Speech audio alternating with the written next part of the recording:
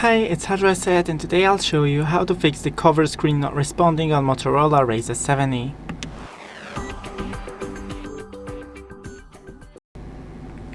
So first, if your cover isn't responding, then try firstly unfolding the device. It should work here as normal. If this screen doesn't work either, then you can find the video of what to do on our channel. Then into the settings, scroll to external display, and here you have the lock screen, and you can change here the theme, but we need right here to find the sleep display. Disable and enable the sleep display. Also do the same with always on display if you have it.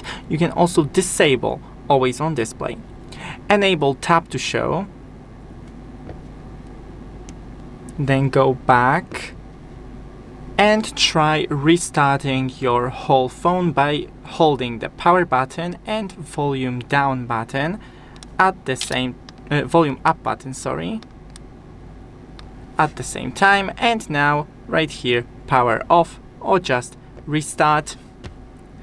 When you fold your device, also you can take a microfiber and clean it off any debris. And that's it. Thanks for watching. Don't forget to leave a like and see you in the next one.